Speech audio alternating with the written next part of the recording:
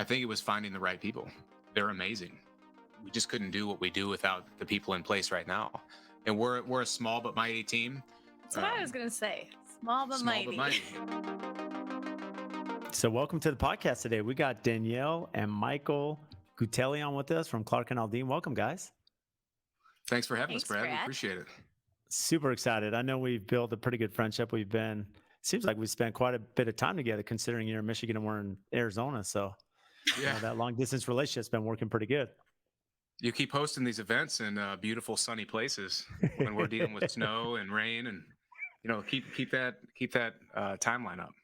Well, it's funny. We're part of a Builder 20, and they're all super excited because most of them are in cold climates and they're coming out to Scottsdale. We have let's think mid 70s. It's like 45 at night, so a little cool at night, but it's like perfect, nice and warm during the day. So try to tempt you to get down to Scottsdale. Hurry up. I like that you say it's nice and cold. It was 45 this weekend, and our neighbor was shoveling snow in shorts. Yeah. Well, you kind of build up to 45 is like 70, Yeah. 45, everyone has like snow coats on for us. Like that's just not even, we're not built that way. We're not used to that Michigan weather, but so we're excited to have you guys on. So you're both, co-founders, co-owners, and I guess the quick background, I think a lot of our listeners probably have listened to Modern Craftsman. I know you both were on there, which is kind of cool. The background of your name where the streets intersect, right? If I'm not mistaken, where you both grew up. Is that right?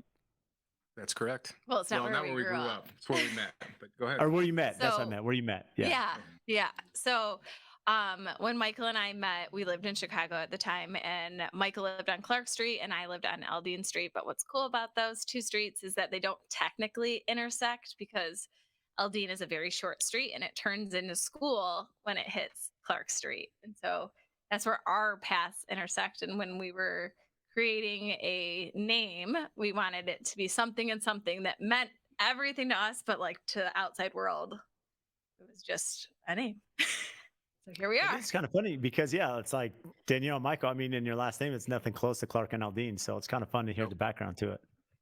Well, and what's actually very funny is obviously you're good friends with Morgan from Construction and Style. And so whenever she introduces us, she's like, oh, this is Clark and Aldine. And I was like, or Danielle and Michael. And she's We've actually put a lot of time and resources behind how our copy's written and the website redesign and some of our content, like really educating the audience that our names are not Clark and Aldine. Because for the first couple of years, we would constantly get blasted with emails that would say, hello, Clark, or hello, Aldine. And it's, had to put a lot behind it to make sure that people got it. The funny thing is, you could be like a Clark Griswold. I mean, it kind of works, right? And you have Aldine, and Aldine could be a feminine name, so that's where you could be a little tricky, to those who may not know. So when I say that, Morgan's always like, I forget that people probably do think that's your name. So let me ask you this, because I know you were friends with Morgan, right? That's kind of why you came to the first summit, and you've been. I know the first time we met, and I know I'm sidetracking here, but you both have had a ton of success, like working with vendors and, building a following. And, we'll get back to your story in just a minute on why you kind of departed into the construction world. But how did that relationship start with Morgan, being that you had a lot of experience in the blogging world and, SEO and all that information? So Morgan and I met on Instagram, which is where I feel like we connected with lots of amazing people. And we actually connected in real life at a blogger conference years ago. It was the first conference that Michael came to with me.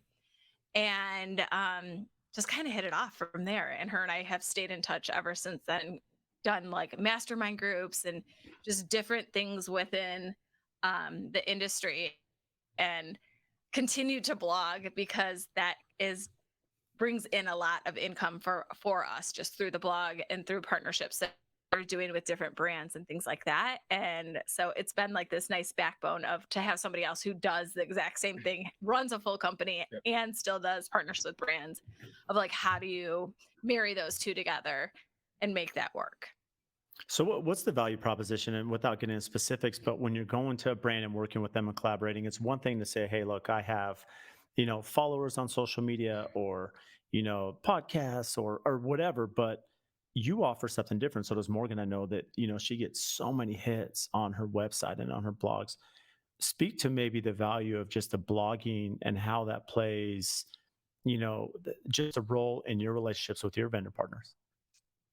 I think that's a really good question. And, we've talked about this quite a bit at the past two Contractor Coalition Summits is we as builders or owners of a design build or construction firm, we actually use these products day in and day out. So when we are presenting and doing selections with our clients are used to seeing specific brands and products in our work.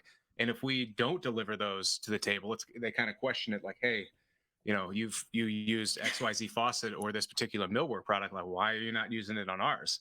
And that question's come up a couple of times, but the reality is our audience predominantly, similar to yours, not only come to us for inspiration, but we have the ability to market brands and products in a way that, no one else can. There's something to be said about the DIYers in the world, and they do great things. But we as professionals, when we're featuring a brand and product, we're not only selling that on our client projects, we're potentially educating, influencing, and selling that into other builders and designers for their client projects. And so the beauty is that by using the blog as a platform, it's just giving it a space to live on, versus on social, that's really has a small lifespan versus your website has an evergreen lifespan where people can continue to come back to it and get information there. And so for us, keeping anything educational that we're putting out on the blog, we're using that as an educational tool as like free resources for anybody that follows us or finds us via Pinterest or Google, but also for existing clients that we can send them there when they're looking to start to work with us or learning our process, and they can see how we've guided them through our process and expertise on different things. I like that you brought up, Danielle. You mentioned that there's a small lifespan of social media. And what's interesting about that is that on anything any of us post, right, the lifespan is very short. And if it doesn't do well, it's probably 5 minutes, right? Dead. I mean, it could be extremely short. Yeah, it's dead, for lack of a better word. Whereas the evergreen stuff, because even if you have something go super viral, it may go super viral and do really well, but it's still maybe a week, maybe 2 weeks. And again, it's not really like a searchable. I mean, to some extent it can be, but for the most part, it's not. So how does that play a role as you're looking at blogging specifically? There's time, right? There's time associated to come up with content. Are you catering your topics specifically to maybe direction that the company's been building to, specific products, as you mentioned? How do you kind of come up with the content ideas? It's based around the projects that we currently have. So for a long time, when we were very, very beginning of just blogging, it was like whatever Michael and I were doing on our own home, we would blog about that. And then we got really specific in 2020 when we did our kitchen, and we blogged about everything and anything that we could possibly do within our kitchen. And that has become like one of our best evergreen content out there. 2 years later, it's still one of our highest trafficked items, just because we talk about like where to place recessed lighting and how to do an island, and just giving those type of resources to people that are maybe DIYing it themselves or are working with a builder, but they want to confirm that what they're doing it is correct. It's education. It's continuous education. What we see, even with our clients, they're hiring us because we're experts in the space and they want us to remodel and design their home. But they also want to come along for the ride. They want to be educated as to why a decision is made, why something is being placed where it's being placed. And the more content that we can create that lives out in the space, we can then share that with our clients if we don't have the time to walk them through everything. It's good content to have out there. Just continue to educate. Well, like a perfect example right now is we are working on a project that we are doing custom doors and millwork with that job, and we're using aspen for our baseboards and our door casings, but then we're not using aspen doors because of budgetary reasons. And so we're now the whole blog post is going to be about what other wood grain goes with aspen wood, and that's like going to drive this next set of content that I have coming. And the more, the other thing is when we research, that was one of those topics I searched for hours trying to figure out what woods are going to go with aspen, and what stain is going to reflect similarly to aspen does? How is it going to marry and pair together? Well, there's nothing out there. Boom, creative content idea. So we'll write it, and then it'll be the number one searched, or the one with the most traffic. It'll be served up number one. It's interesting you say that, because, as I think about this, though, as you start looking at just the expert, it's easy to look back now and say, yes, we're experts. We understand what we're doing. We're thought leaders, essentially, because there's a huge marketing strategy to find clients, right? That you are experts in your field. There's value bringing to your clients. So for that reason, they're coming to speak with you. This is why they're hiring Clark and Aldine. Mm-hmm. When you started your blog, do you have any anticipation that you would be a thought leader? Was there any strategy to that, or is it just one of those things you kind of organically figure out? I mean, Danielle wanted to start the blog just to have a creative space on the internet. Like that's why it started. And then it organically became this space that we were featured in our home, and local individuals, local families reached out to us and was like, hey, can you create this mudroom in my home? Or can you remodel my bathroom? And the light bulb went off. It's like, well, we're mid-30s. We have 2 kids. If we're ever going to roll the dice, now's the time. And fast forward a year later, I got my builder's license in Michigan, and here we are. So no, I don't think we ever anticipated that happening. I think we always knew we wanted to do something together, and we trial and errored a lot of different things that we were interested in. And this is the one that stuck, and I'm glad it did.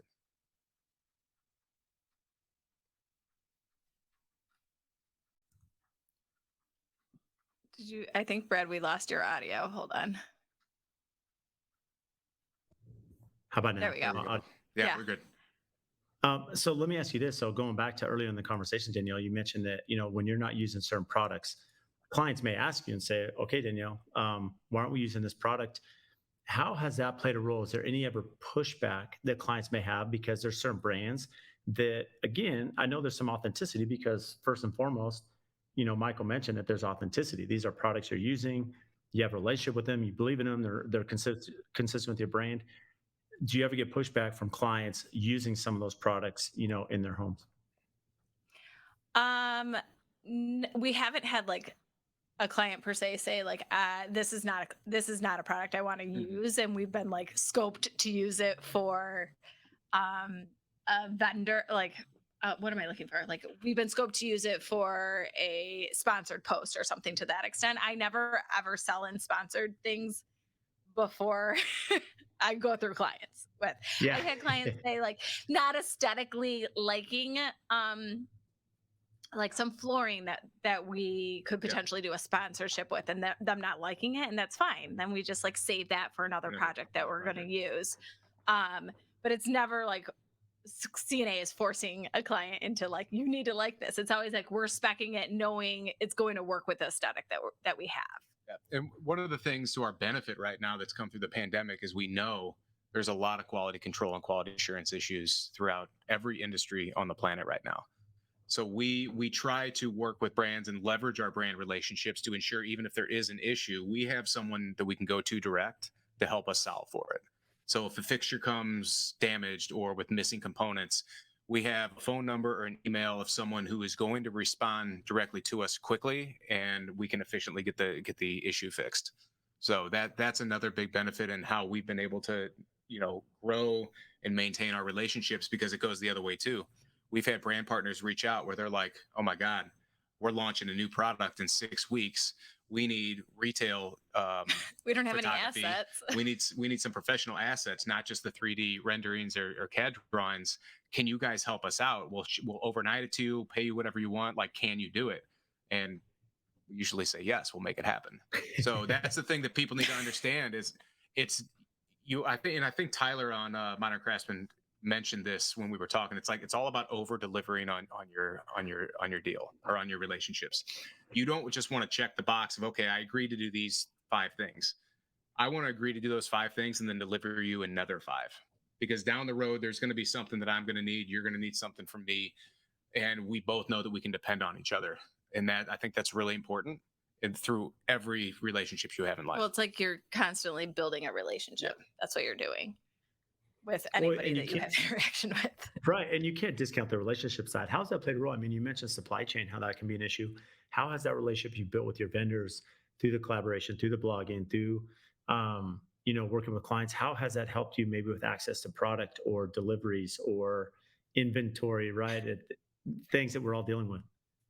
It is amazing, especially when you're using their product and you can't get it elsewhere. Calling them direct is like we're able to get things significantly faster when we've built a relationship with somebody. There's just been scenarios where there was what was delivered, there was a shortage, or what was delivered was damaged. It's happened a lot on millwork, and we're able to pick up the phone and say, hey, we ordered this through, XYZ supplier.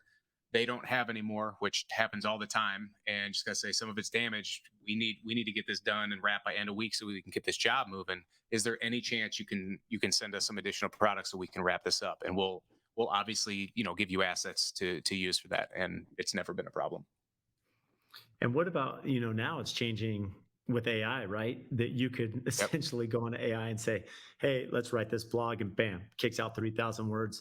Have you looked at using AI? I mean, especially to be more efficient now with as busy as both of you are. So it's funny that you asked that. I tested that last week, only on Pinterest, because I wanted to start somewhere small and kind of see how it would put out my captions over there. I was actually pretty impressed. There were a couple times where I had to do some editing, or they referred to like Clark and Aldine as a person versus a brand. Yep. That happened actually quite a few times. I didn't tell you. And as we talked about, right, to begin. Yeah. And I was telling Michael, I'm like, maybe I'll like test the waters on this with Instagram and see how it does. But I haven't done it on a blog post yet. I don't know. Maybe you're giving me some ideas. There's part of me that like does thoroughly like when it comes to blogging. I like that aspect because it gives me a chance to just like get all my words out versus writing an Instagram caption. If I'm just doing a small caption, that to me sometimes feels more like laborsome versus when I'm actually blogging about something that I'm passionate about. And I write very much like I talk. And so it's like a novel that you're getting. I don't know. I enjoy that portion. It's funny, my background, which I'm sure we'll get to that in a minute. My background before this, I was in advertising for 12 years. And I was maybe 7-8 years ago writing white papers and doing presentations on AI and blockchain and crypto. And I was skeptical of AI because there's a lot of ways you can look at it, like Danielle's saying for the blog post, like kicking out content or drafting an email or a list of process and procedures. Like it's great for that. And then you can fine tune. The other side of me is like, wait a minute, the more that AI infiltrates the day to day, that is less opportunity for humans to have a job and be creative and make a living. So there's two different sides of it. But I will say I'm excited for us internally as we're starting to test it from a content perspective. And there's also kind of a strategy and process we're working on for email responses, which will help our team set up correctly, kind of helps our team draft the responses based on who it's from, what it's about. And instead of spending, 15, 20 minutes on a detailed email response to a client or a partner, the heavy, 75% or more of that heavy lifting is done. And then it's just them going in and then tweaking and adding a little bit of personality to it and then sending the email off. So it's like nothing ever gets sent. It always goes in drafts. But again, thinking of a time saver that will allow them to free up time to do more creative things, more strategy, and just be a little bit more efficient. Well, the reason we'll report back to you. Yeah. Well, here's why I asked. So we're going to start making more of an effort on our blogs, right? We did it before, and here's the value, right? As you mentioned, I mean, one thing is just not only the advertising and products and relationships you built there, Danielle, Michael, the amazing job with your brain. But we've done some in the past, like we did ICF construction. So we wrote about ICF, and then people would search that and they'd come up and they'd find us, right? But what's interesting is, I was actually talking to Morgan about KBiz. So we were just at KBiz, iBiz with you guys in Vegas. Yep. And I brought my whole team.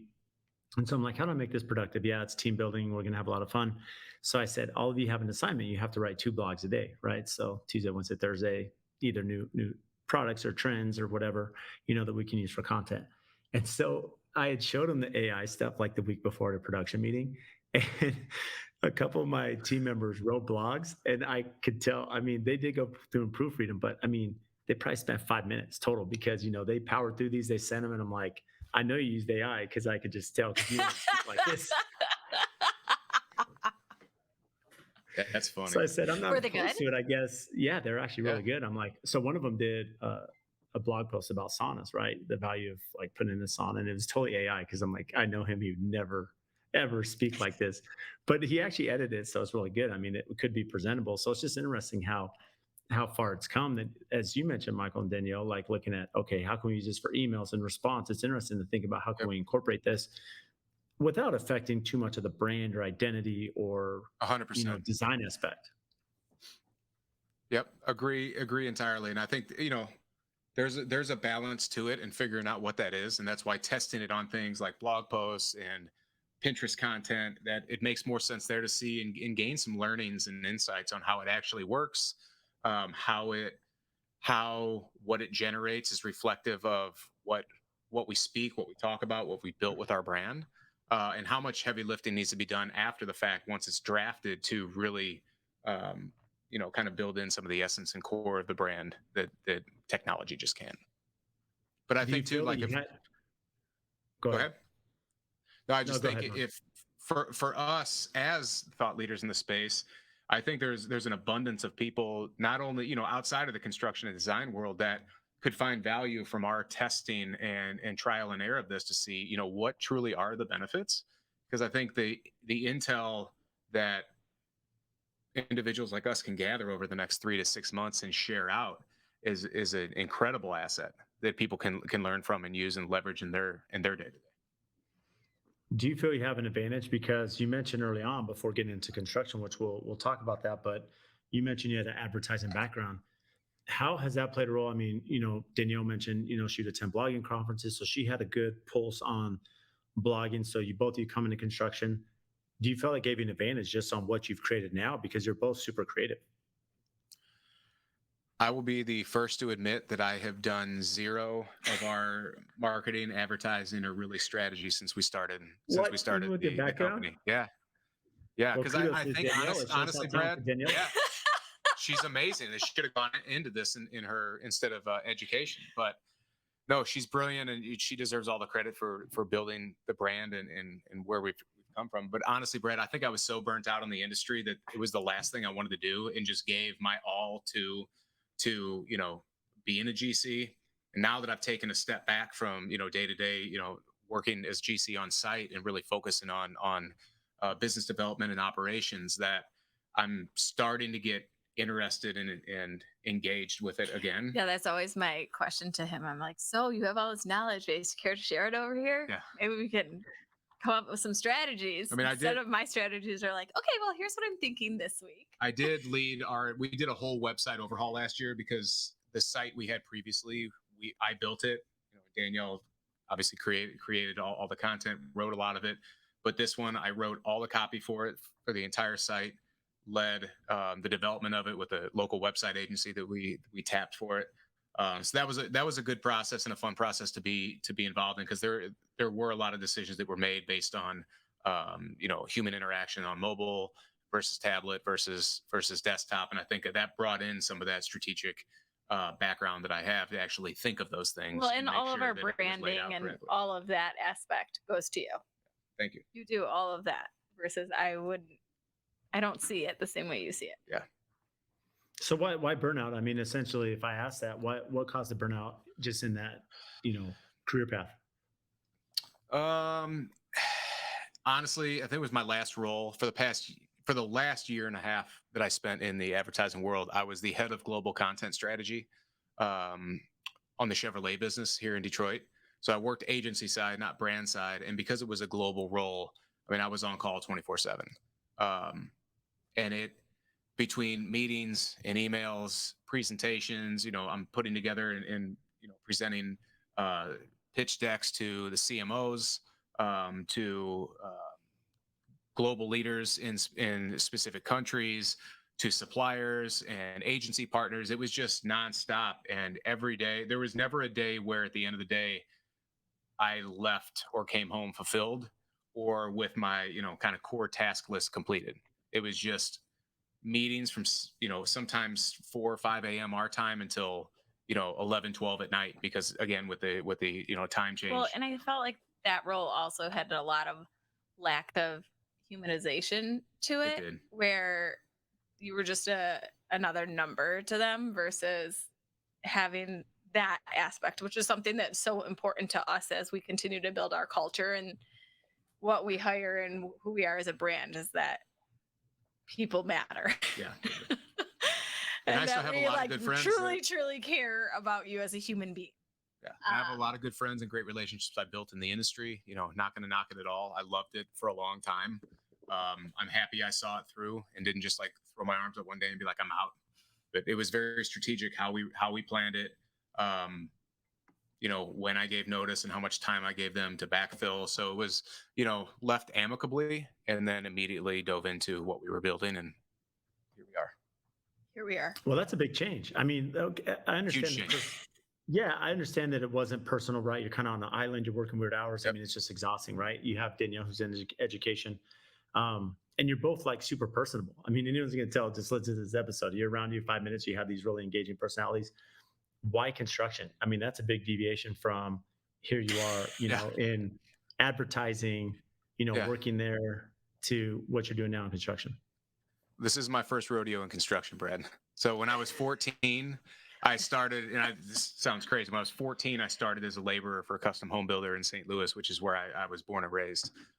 So after school, in high school, after school, 5 days a week, and then on the weekends, just cleaning up job sites, throwing away trash, organizing wood, getting the guys beers at the end of the day, out of the cooler and things like that. When they still did that, can't do that anymore. OSHA will come down on you for that. But no, and I learned a lot. And by the time I graduated high school, my high school actually had a trades program, which is another big goal of mine, is to help kind of give back and get more into that space, to teach kids about the trades and the benefits of being in trades. But that's a discussion for another day. I had a good trades program, so I went to school half day and I worked half day. Not only got school credit, but I was on payroll with the company. And when I graduated high school, I was making a lot of money. I really enjoyed it. I was running the drywall crew at the time, and then I kept, stepping up and stepping up. It wasn't until about 6 months before my 21st birthday where a new development that was planned kind of seized up a bit. And I had saved up a lot of money, and I knew I wanted to go to college at some point in time, and that would kind of hit the point where I was ready. And I was always involved in some form of graphic design, art, whatnot. And I decided to go to school in Chicago at Columbia for graphic design, which I eventually changed my major to marketing comms. But I always had, even when I lived in Chicago and worked a lot of side jobs, I was always working either in construction or doing installations on new homes, art installations, cabinet installations, things like that. Well, and I think like ultimately for us, when we decided that we were going to build something together, Michael has always been one of those people where he was never meant to work for somebody else. He just does better being his own boss. And so he had always said, this is what I'm going to do. I'm going to work for myself. And we kind of toyed back and forth with a lot of different things before we landed on construction. So we did like family photography, we did food photography, we ran social media, Michael built websites. So we really did test the water in a bunch of these, and on all of them, he would be like, I'm leaving my job for this. And then it wouldn't ever pan out, and neither one of us were fully fulfilled. And then it was when we started blogging more about the house that he realized, like, this is really filling my bucket. Yep. Over and over again. And I felt like design was providing that creative outlet while still giving me that access to educating people on how to love their home. So while I was still doing what I love by teaching, it was just in a different facet. Well, it's interesting. That's how we got here. Yeah, but here you are. Now you're like conquering the world. I mean, honestly, you guys have done an amazing job. Incredible growth. I know when we were in Newport, you had mentioned that, hey, we have now this signature remodel, big job. We understand how to price it. We know, how does the company differ today? It's one thing to have the expertise that you had and like background, Michael, but to get in and to now you're building a construction company. That's a totally different mindset, right? Yep. And the skill set, as you mentioned, becoming thought leaders as you are. How does the company look today, especially with the projects you're pursuing, to what it looked like, when you both started? I think once D and I pulled away from kind of the day to day and really let our team run with it, Leslie on the design side and on our construction side, the team, letting them kind of run the day to day with our oversight, that allowed and freed up the time for both Danielle and myself to really take a good look at the business, how we are costing out jobs, where are we profitable, and getting all of our financials up to date in QuickBooks, and looking at a job to job, not only job to job but area to area. Like, are we making money on the construction side, or is the profit from the design side covering the basis for everything that we're losing? What size jobs are appropriate for us? Is there a size job that's good or bad? So it really is, once we got to the point where we had a solid team in place that really knew the brand and were willing to run with it without our direct involvement every second of every day, that's when we were able to put in the time to really, let this brand take off. So what is the team makeup? I mean, as you mentioned, that once you have the team, I mean, it takes time to build the team. So you have a team, and now you're figuring out, okay, what's our wheelhouse, right? What's our ideal client? What's our ideal project, our ideal scope? That's where companies are successful, which is what you're doing to really understand who you're marketing to and then Right. building the company. That step alone, what gave you, I should say, maybe not the sophistication, but the understanding to say, now we can step back and really dial in on, who we're targeting. I think it was finding the right people. We've gone through a couple people that have been on the team and are no longer with us over the past few years. And the ones who are with us now, like, they're amazing. We just couldn't do what we do without the people in place right now. And we're a small but mighty team. That's what I was gonna say. Small but Small mighty. but mighty, and we'll continue to grow. The other thing that's wild is there's only one person on our team, and she just joined us, and she just graduated interior design school, so she's on the design side. There's not anyone else on our team right now that comes from the construction side. Katie, our lead PM, she comes from landscape design and landscape architecture. She was a PM for a couple landscaping companies, so she gets it and had a lot of experience working with contractors, working with homeowners. She understood how the business operated. She just had to take that knowledge of outside Exterior. and bring it inside. But everyone else who's been with us and is here, they don't have a background in construction or design, but they have a deep passion for it. And I think that's why we have been able to find success in this space is, while I have some background in construction, I'm licensed to do so. That is not where I really launched my career. I made this decision because it was passion that drove it. And the same with Danielle and then everyone else. I think that's filtered down. Well, it's interesting to that point. I mean, you can't teach passion, you can't teach company No. culture. And so if you can find those things, essentially you can instruct and teach, right? Design, construction. Uh, did it take more time bringing people that maybe weren't as, for lack of a better word, they didn't have a background in construction?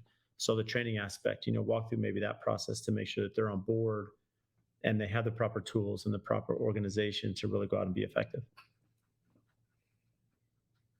Well, I mean, from the design aspect of it, it has been the beauty has been that they always came in on a lower level, and then it was like the working up to where you're at currently. And so that was a lot of testing the waters of do you have the ability to do this, and do you actually see what works and doesn't work. I always say a lot with design is that you can teach design, you can teach the elements of design and things like that, but you can't teach people how to pull a room together and actually see what works and doesn't work. It's like an innate thing. Like, you either know how to do that or you don't. And so for us, it's worked out really beautifully. Leslie, our lead designer, started with us in several years ago, and she was a studio assistant, and she kind of really busted her ass over there, and little by little we were getting so overwhelmed, and I was like, can you do a little bit of this? Can you do a little bit of that? And the next thing I knew, she was like handling so many aspects of the design that I was like, hey, maybe we'll like move you in a little bit of this role. And it's just kind of worked out that way. As far as construction goes, For the construction you, side, Brad, Ted. I mean, the people that we brought onto the team, especially early on, like I think everybody that we brought on knew a little bit about something. Had a kind of, I want to say like a pseudo Swiss Army knife, I guess, enough knowledge in different spaces that it just took some time, effort, and some failure to truly understand what our product is and what our expectation is and how to do things. But what's really excelled us I'd say in the past, 6 to 8 months is us making the decision to no longer self-perform all of our work. Because I thought for the longest time, we're a remodeling company. I'm a GC. Like I have to do all the work. And it really wasn't until we went to Nashville at the Coalition Summit and I sat around and listened to everybody. A lot of the builders there and even the remodelers there, they didn't self-perform a lot of work. And Michael came home and he was like, Brad doesn't. Yeah, I'm looking up at somebody like you and Nick Schiffer at NS. Like seriously, like you got like these guys are doing amazing things. They don't self-perform. And I had to get out of my own head to say, I don't have to be the one that's on site every single day, putting up base, laying floor, knocking down walls, whatever it is. I need to put a team together. I need to be able to help manage the process to get to an end product. That's where my value is. My value, if I am on site all day, every day, then I'm dropping the ball on a lot of other things. Because when I get home, I got to reprioritize. When I get home, it's all about Danielle and the kids. You know what I mean? So, and I know you've talked a lot about that, like the imaginary balance that you have between work and family life. It's all life, and you just have to balance life. So when I finally got out of my head and understood, like, yes, we can do this without having all this construction overhead and really bringing on solid partners across the board to help us build these beautiful spaces, that's when we were able to thrive. That's interesting. And that was only last May. So here we are now. Yeah. What does that transformation look like? You go from self-performing, essentially wearing all the tool belts on, doing everything, to now, that's a quick, transition. Well, it was really sticky. Yeah, it was sticky, and there were a lot of. It was really messy. I'm not gonna lie about that. There was no easy rollout. We're still like maneuvering through that phase, but I feel like we could see that we're like nearing that. I mean, we're not self-performing, so obviously we're there, but it wasn't a like beautiful. I wouldn't recommend maybe going that fast. Yeah. But I think Brad, we really didn't have a choice because, we've talked about this too in person.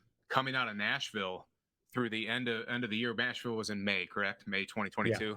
Yeah. So from May 2022 till December 31st, 2022, we tripled our business. Like it seems like it just happened, but we had no choice but to just start rolling with it. We had to figure it out as we're going.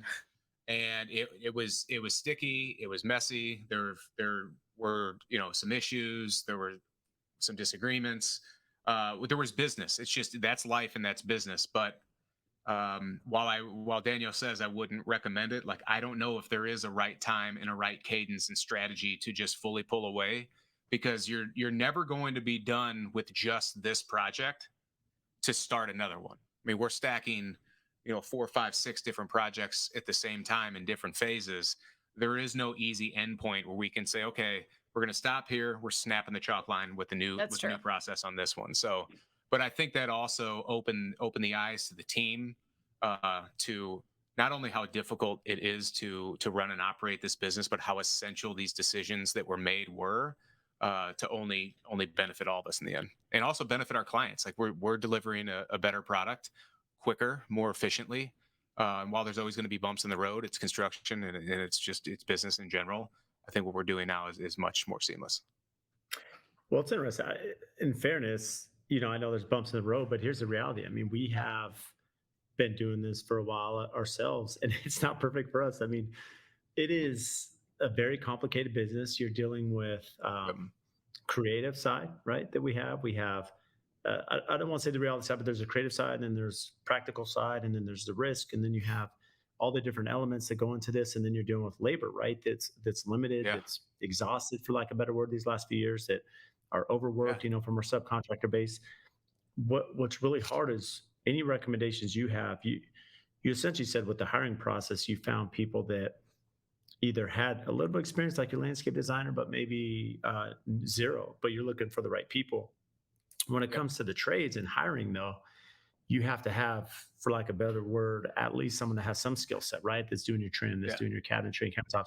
How has that been, that transformation, stepping back to now finding the right people that are available, that have the same eye for detail that you had as if you had your backs on? That's hard when you kind of step away and you're not doing it now. No, that letting go of that is hard. And I think And that it's that's been a pain point for us yes. on when I said it was like sticky and messy, that's kind of what I'm referring to, in the sense that maybe we a couple times got some subs that weren't so great. And so then we're like having them back again Yep. and having them back again. And 15 times later, they're back until they meet our standards. But it's like holding that accountability and setting those standards in our expectations. I'm sorry, I just kind of like jumped in over. No, you. it's cool. And I think that's the thing, is what we didn't do a good enough job of early on as we were making this transition from self-performing to not, is level setting and setting those clear expectations. We have amazing partners across the board. Our subs are top notch. It's done a couple things for us. It's allowed us to, I mean, we have to be empathetic towards them as well. They have families, they have businesses, they're overworked. So there's that part. We also have to understand, and we have to educate our clients that these line items for these trades, they're not the lowest line items. They're going to be big, but they're big for a reason. They're quality, they're reliable, and they can charge for that, because sometimes you have to bid it out.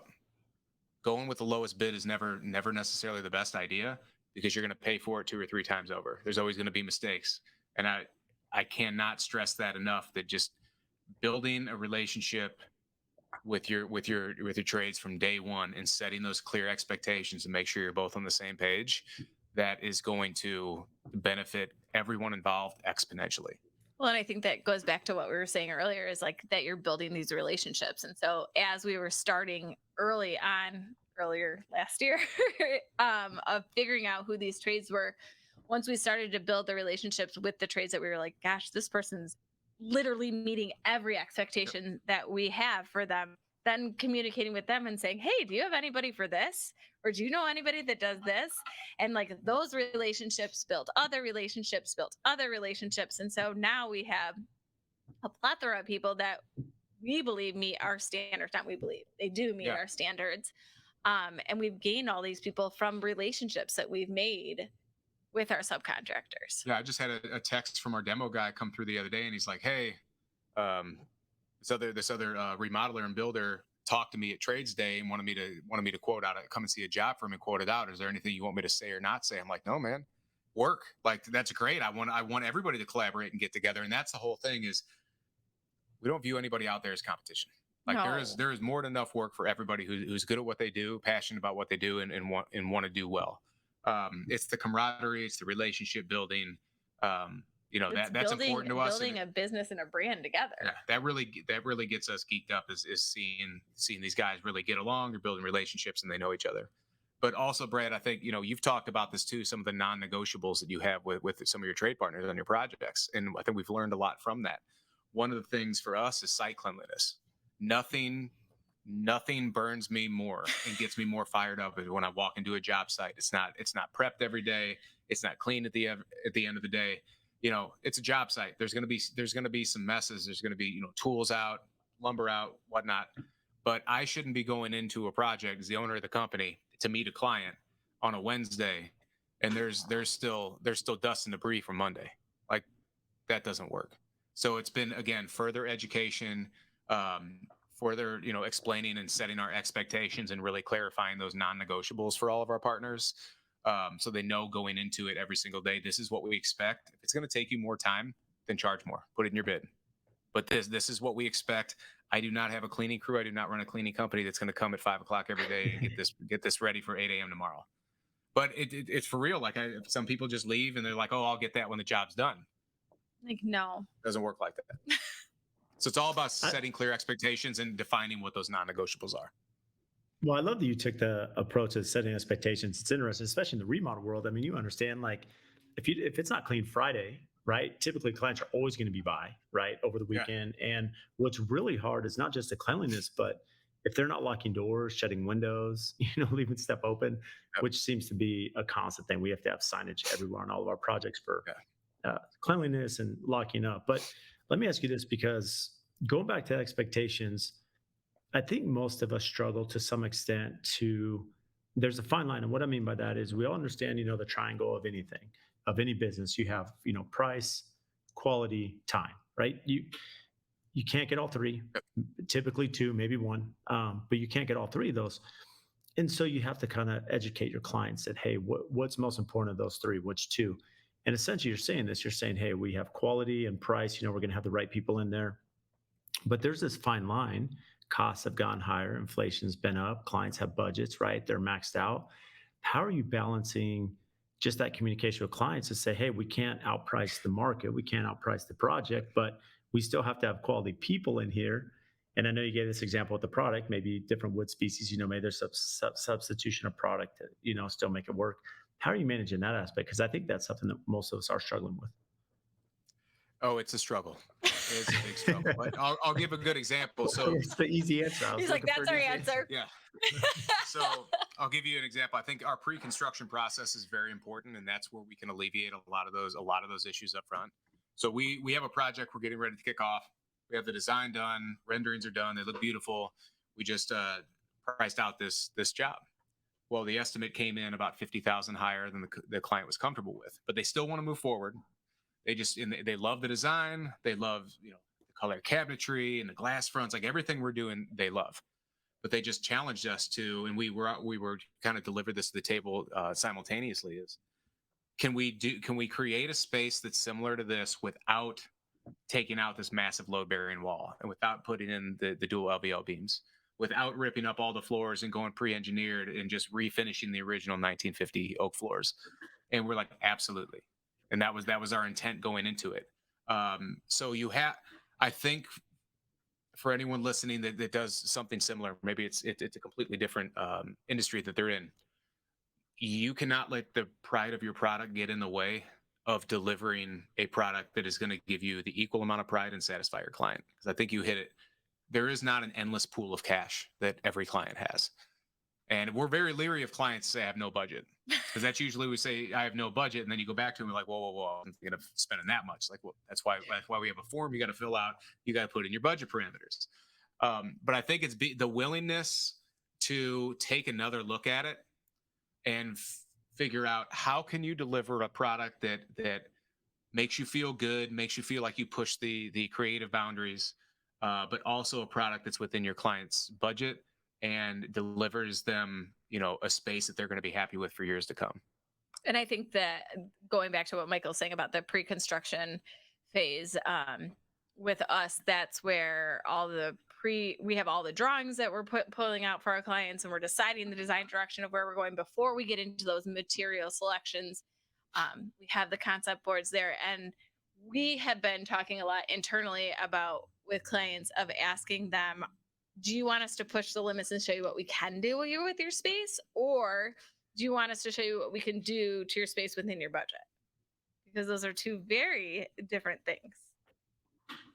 Oh, that's a good question. Let me ask you this, Danielle. Are you doing most of the design in-house for all of your projects? We do all design in-house.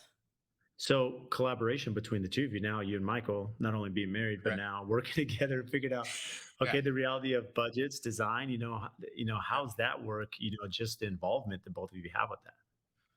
So, and I think that's what makes us, different is from traditional design builds is we're a true design build in the sense that we do the design in house. I know of very few design build companies that they hold interior design in house. Yeah. And you spoke a lot about that but you understand the importance of design. It's a crucial element to a project. You rarely want to let the owner of the home or the project do all the design, because that's not necessarily going to be the right move. Even though all of our clients have great taste, we know that. It doesn't come without its own set of it doesn't come without its own set of of challenges working together, but we've been doing it for so long, and it's not for everybody. We have a great relationship, a great working relationship. We understand the boundaries. Um, we get in disagreements, obviously, like any partnership, but we don't take it personal, and it's not like it's a shouting match when we disagree. I mean, something may be scoped, or something needs to be pulled out, whatever the example is.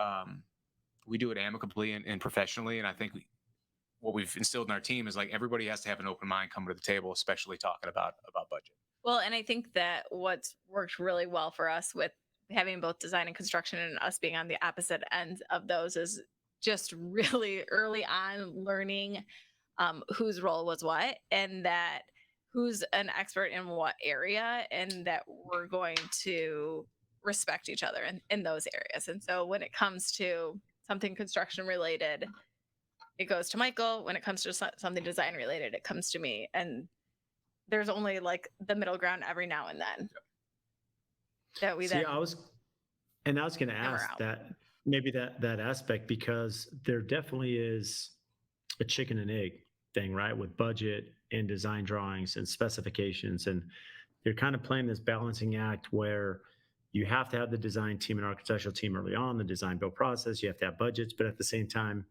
it's really hard to anticipate all the different, especially the remodel. I mean, there's so many unknowns that both of you are dealing with. How often in the process are you giving them maybe an overall budget and then fine tuning that? Because there definitely is some massaging and give and take throughout that pre-construction process. Always. Yeah. I feel like that's always, and there's a lot of initial pushback from us as a brand on what projects we're willing to take on and not take on, purely because we have to know that it's going to meet what we have set for our standards, our standards, and like what we know, like in order to deliver a product like this, we need to have this much budget within design. And if we don't have this much budget in design, we can't deliver that for you. And then construction continues to go up, as everything is continuing to go up. And so like that continues to be making just, our costs for everything rise, and having those like difficult conversations really early on with clients, because we found the hard way, if you don't do that, what that looks like too. Yeah, it can get bad really quick. But I think, the example I just gave about the remodel that we proposed, and going back and looking at it a different way. So many projects that we've had in the past year, design has taken the hit. It's like, okay, well, we're going to pull out the sofa. We're going to pull out these chairs. We'll get something more economical, or the furniture budget's gone entirely. I mean, when we're doing a remodel, we're doing everything. Yeah. So, from literally site prep and demo to, installing and doing placement on rugs, furniture, and styling and all that, it's all in. And I've realized that doesn't fill the bucket for the design team. And that's not really fair for us to just cut there instead of looking at a project in a different way. Maybe we don't need to have a fully open space plan, right? Let's keep a couple walls up, or let's tweak the layout a little bit to bring down the construction cost. We can cut 20% cost really quick by looking at it a different way. It takes a little bit more work on the upfront. We got to tweak our timelines on other projects internally, but that's the learning that we've gotten to, and we'll never take on a project again where we go into it and we're thinking, okay, we're good, and by the day the demo is done, we realize that we're now like 15% over budget. We just have. Why you always got to be the bearer of bad news, Michael? What are you doing? Those contractors. Yeah. I know. Yeah. I am like, nobody's mad at design. Yeah. Well, what's interesting, I mean, they just hate me. That's our running joke. Nobody's mad at design. No one's mad at design. They're mad at Michael. We know how the process goes. But what's interesting is you said early on in the process, you mentioned that there is a form people are filling out. So you are pre-qualifying people to an extent, right? So that whether it be budget or whether it be design aesthetic, that it does align with the brand. Maybe speak to that, how important is that, just that vetting process of clients I'm sure that's changed. Early on, you're going to take any Yep, job, but I'm sure that's become more refined exactly. now, especially as you built a brand and reputation. Yeah, It, and it continues to evolve yep, on what we're doing on that. it has. And I mean, we've even looked at, we're doing a lot of full home remodels now versus before, at least full floor, like, kitchen, office, we're touching all the floors, knocking walls down. So we'll do the whole first floor. Um, versus before it was like, okay, we're just doing an existing, kitchen footprint, or we're doing a primary suite, primary bathroom. And we've kind of gone down this road. A lot of it is full home or single floor, as I was saying. But when we look at our projects and where we're gaining a lot of profit, there are some smaller projects where it may not be a full gut remodel of a primary bathroom, but it's a refresh. So we're looking at that avenue too. Is from the profit standpoint, not only is that a great final product for us to shoot, put on social, put on our blog, because there are a lot of people out there who can do a refresh, but they can't do a full scope remod. So we're trying every day, looking at the data, looking at the numbers, and striking a balance between being able to give clients that want a full home remodel exactly what they want. And there are some clients out there who they just need a refresh, but they want the CNA touch, that we have a package that we can offer to them too.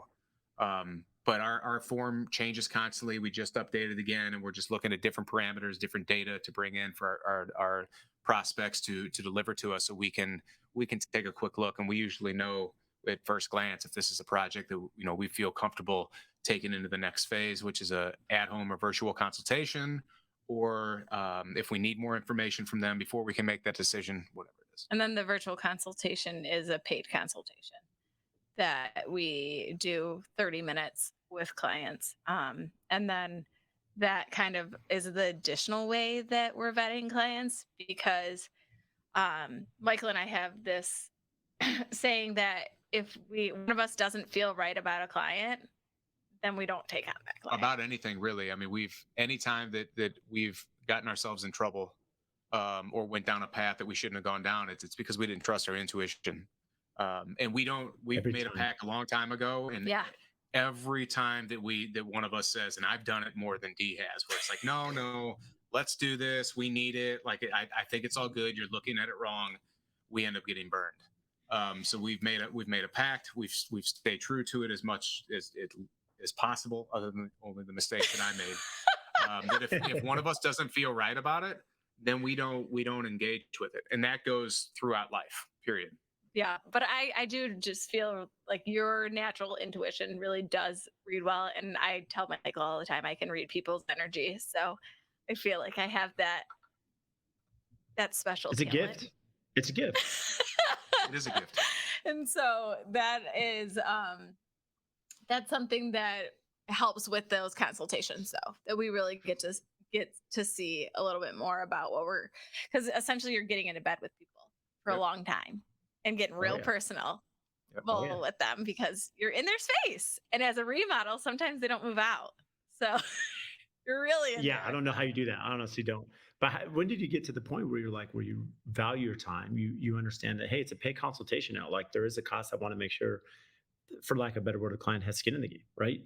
How long do you realize that, hey, we actually need to hold our foot down on this, because this is really going to weed out our clients? It actually took us about a year. We went on a few consultations where the clients, they came in, hot and heavy. We want to do all this work. And then we got there and it was kind of really awkward. It was more like they just wanted to talk to us as people, and kind of like in a friendly way, which that's fine. But I'm not taking time away from working on a client project to just come here and like tell you about my chit chat. Yeah. And then I think that it helped because the brand did gain traction so quickly, that we were pretty much forced to set boundaries of, like, we don't take on night consultations, we don't do weekends, we have 2 small children, we only schedule consultations on these days. That was hard, and that was hard for our team to at first to grasp onto, like, well, what if they can't do that day? And I was like, well, then they don't really want to work with us if they can't do that day. But what I've learned from that quickly is, like, when we set the boundaries and we set the expectations, people do fall in line, especially if they really do want to do business with you. It's interesting you say that because for some reason, as contractors, designers, architects, we tend to overcompensate or, oh yeah, we're available Saturday night or Sunday or, whatever. But in any other profession, if I'm seeking any other professional in any profession, I have to go Yep. during their work hours. They set the terms. This is how it is, Brad. This is what it costs. Okay, done. I want it. But for some reason in construction, we just don't have, and really I'll never as a understand it. yeah, and to your point, I think for anyone's under like listening to both of you, understanding how to value your time, understanding that process, and understanding that hey, I am a professional, and you need to treat me as such. Well, once you get to that point, you have a lot more confidence in your brand and product.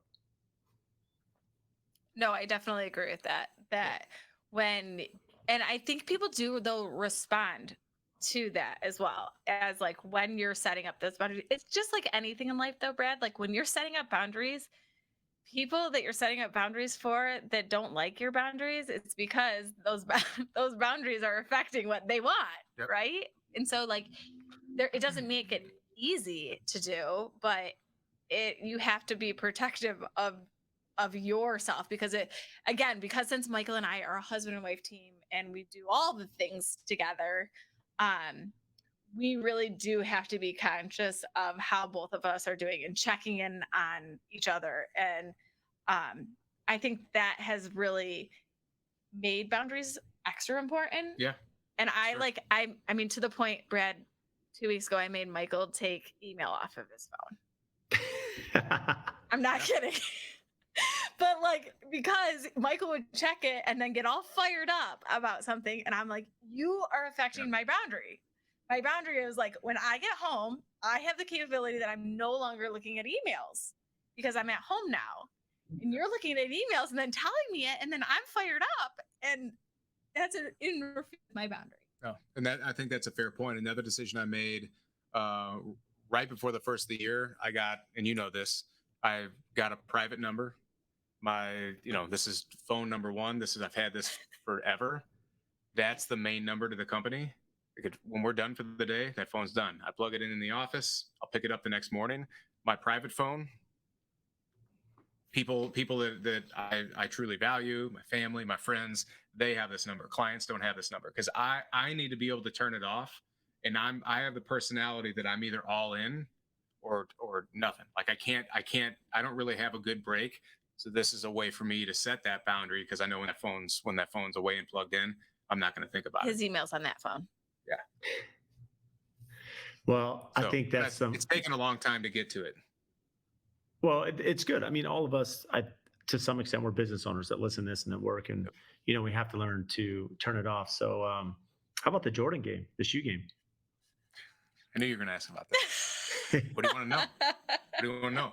I think our listeners need to know the collection. They need to have a good idea of. I mean, it's not just quantity, it's quality too. So. Yeah, I kind of say that, and you're one of the only other guys in the business that I know has a crazy shoe game. I think we both set the bar for that. I'm sure there's others, but we don't see them that often. So I know we both have some heat in the closet. I've been collecting for a long time. I always tell the story. When I went to Catholic school growing up, we had a uniform. We could only have dark shoes, and my mom, she was never about buying me, pennies or Jordans or pumps, like whatever in the late 80s or early and mid 90s that I wanted. She was not about it. Like, I'm going to get you the cheapest shoes possible. You keep them all year. Every other kid in the school had a dope pair of shoes. Like every couple months I came in with something different. And I always said, when I get money, I'm going to buy shoes. And since Danielle's known me, I've always been into shoes. It's one of my passions. I collect, but I wear them all. So I might buy a double pair so I have a pair on ice for later, but I wear all my shoes.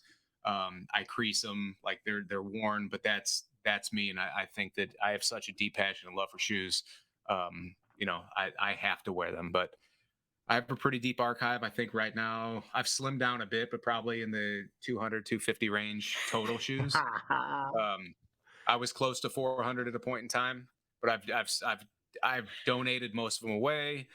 Giving them away to people. I kind of stopped selling. anything we have that needs to be sold, like, old laptops, things like that. I don't have time for marketplace. It's a time suck. It's just it's like another job. So I'd rather donate them to people in need, or just give them to friends or whatnot. But as far as like the top tier pairs I have would be my two off-white Jordan ones. I have the Chicago's and then the UNC's, which are highly coveted. And yes, I wear those, and I'll wear them out in the snow. I don't care. I get them cleaned when need be, and they still look good. So It's funny, I can relate. And the funny thing is, they give me a hard time at work because I grew up, super blue collar. I'd make a joke that I would go to Payless and get the fake shacks. I couldn't get the real shacks, that were like at yeah, Payless. And so it's just yeah, like, when you get older, you're like, I want to have these shoes. It's just, there's something about it. But I love that don't just collect them, but you wear them. And 250, that's quite yep. the shoe game. And, but you guys, Yeah, did you see the shoe stuff at KBIS? Oh yeah. A couple of those will be in the house soon. Michael's like, I I love that. need those. Yeah. Yeah. Yeah, it's fun because I know as soon as we connected, Michael and I, of course, follow each other on Instagram, and he'll post some of the ones he gets, and I'll post, and so we tag each other, which is fun. Yeah. Well, I think also it's one of those things with clients. It's a conversation piece, right? Show up in a different pair of shoes. Like, our clients know us. We're on social. They know me. They're expecting to see that. It's an icebreaker. It's a daily conversation starter. And whether it's shoes or it doesn't matter what it is, but I think everybody has something about them that's unique, that attracts people. They have a super attractor element to them, and I think that super attractor element is quite often leveraged for clients, for work, for conversations. And I tell people, just lean into it as much as possible and own it. I think the point there that you're making, Michael, is, and I want to have you share your social media and stuff and be sensitive to your time as we wrap up. Yep. But the reality is, there is value, going back to your authenticity at the very beginning, to just show like, these are things we do. You're a family, right? You talk about that. You Yep. talk about your interest, the shoe game, golf, whatever. What's interesting is clients, they're attracted to that because you're real, you're people. They can relate to some extent, whatever that may be. And so, Mhm. yeah, you should have no shame in your game, as you mentioned, just in whatever you're doing, because it does attract the right people that align with your brand, and they feel like they know you. And it's, if anything else, a talking piece. And you build for a Yep. client, and they probably buy you a pair of Jordans at the end. So it's kind of a nice win-win. So Not yet, but hopefully one of our clients will listen to this. well, it's going to happen now with the new process, Yeah. right? Everything we've been talking Put it in the about. universe, baby. So what's upcoming and exciting, and tell us where, all the handles, everything, where our listeners can find you. Well, you can find us everywhere at Clark and Aldine. That's ClarkandAldine. We're at clarkandaldine.com. We do have a special announcement that, might as well say it now. You asked what's upcoming and exciting. We had a podcast in the past, like pre-pandemic and during pandemic. We've rebranded. We actually just got the first round of creative yesterday, and super exciting. We will be launching a new podcast, I'm going to say in Q2. We hope to get it out in Q1, but it's just, again, it's a process and it takes time. So we'll be sure to holler at you about that. But yeah, more to come on that. You'll be able to check it out on the socials when we announce it. But that, and we just have some amazing projects that are coming up. The full home remod that we talked about, that we landed right before Huntington Beach. It's insane, and we're really excited about it. The clients are great. All of our trades are really excited about it. Our team is amped about it. This is kind of I'm just going to say, it's kind of like our Picasso, and the one that's going to put us on the map. So other than that, life is good. Yeah. It's great. Warmer weather coming our way. Well, you both are amazing. Seriously, we'll have everything tagged in the handle so those can follow along. So Michael, Danielle, can't thank you enough. And for those listening, go give them a follow. They're great people, even better in person than you see online. So thanks, guys. Appreciate Thanks, it, Brad. Brad. If you get value from the show, please support us by giving a 5-star rating and review on whatever platform you listen to. And I also have a favor to ask. We've had some incredible guests that come on and share their wisdom, their knowledge about their business. So if you have friends or family members that could benefit from those episodes, please share it with them, as well as any other business owners that you're networking with that could get value from the podcast or certain episodes. Please share those as well.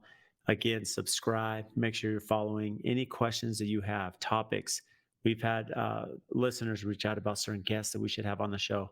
Again, brad.l@aftconstruction.com. email me for topics to address, guests that we should have on, and even if you think you'd be a great guest for the show. So again, thank you for all your support, and we'll see you next time.